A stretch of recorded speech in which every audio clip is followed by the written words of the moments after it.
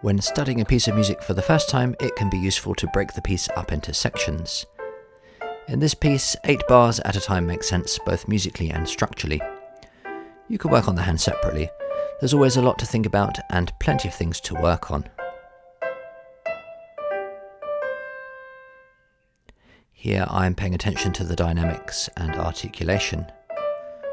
Lots of staccato notes and little slurs where the notes should be joined. Make sure your fingers, hands and arms are completely relaxed and supple.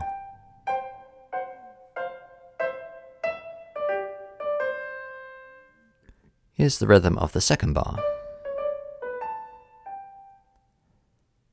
1, 2, 3, 4. When I play this music, I have a strong sense of the crotchet pulse, but also hear quavers and semiquavers ticking away like clockwork. This helps to make the music very rhythmic and a bit like a military march. Yaddle-laddle-laddle-laddle-lum. And 1, 2, 3, 4. 1, 2, 3, 4.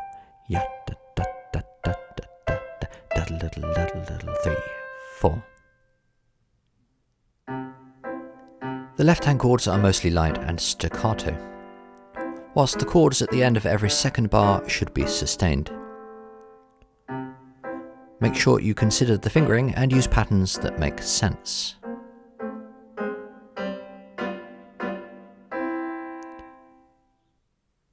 Here, for example, 5 at the bottom, 1 and 2 at the top. Keeps the hand nice and open. Here, 1, 2, 1, 4, 1, 3 would make sense, as it's a natural progression. And I would say that the third finger obviously fits in the middle of the chord here, for the vast majority of hands. Try not to play too loudly at the beginning. Playing forte instead of piano destroys the character of the piece. It's light, playful, mischievous, perhaps even flirtatious. Spring up from the keys to keep the chords short and enjoy the sustained notes and slurs in between. There is a crescendo in bars 7 and 8. And make sure to play something differently when repeating. You can change the dynamics, the touch, phrasing, character. There's always plenty of things to be thinking about.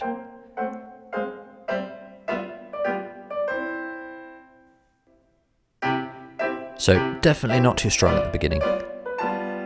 The dynamic is piano, so it should be light and charming. Enjoy these robust triplet runs and really lean into the keys with arm weight to achieve a sustained legato. You can even voice these differently by leaning into the right hand and then leaning into the left. The answering bars are in a minor key, and you can express these by softening the dynamic and perhaps softening the staccato too. So leaning in with a crescendo and softer. Different character leaning into the crescendo in the minor key but still playful. And a little breath before we go back to the C major. Again, a crescendo and an arrival at a stronger dynamic help to herald the end of this section. 1, 2, 3, 4. This section in the subdominant key of F major is very different. Piano and delicato with a beautiful legato in the right hand triplets. Play these triplets expressively with lots of shape, observing the hairpins through the chromatic notes in bars 19 and 20. And a real flourish to the top F here.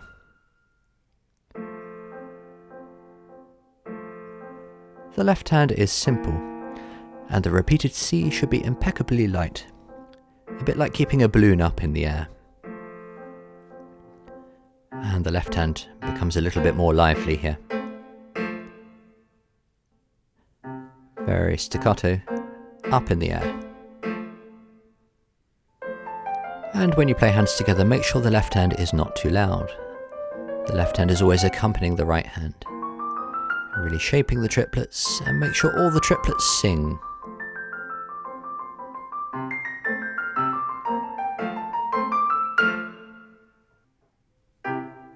A quirky return to C major here.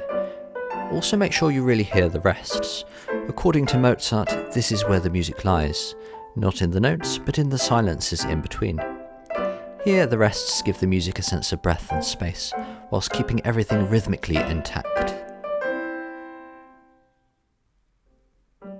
And here you can really have fun with the crescendos, creeping up the chromatic line and then increasing the dynamic through the broken C major chord in the left hand. It's the left hand that leads the way here. These repeated chords can be strong with plenty of brilliance. Don't rush this bar, as it's sometimes easy to rush when there's not much going on. Enjoy its simplicity and shape the phrase eloquently. The triplets add variety and help to increase the excitement. And here, try to keep the excitement. Not just C major scales, but fireworks, with a crescendo down into the bass, and lift these chords up into the air, leaning into the last chord. You can practice this section very slowly to achieve evenness in tempo and tone. Also make sure the rests are rhythmically played. Think of these as silent beats. And the last chord should sparkle and impress. Don't shy away from the fortissimo and imagine that the final semi-brief chord increases in dynamic rather than diminishes. It doesn't, of course, but as a performer and artist, you need to create illusions. 2 and 3 and 4 and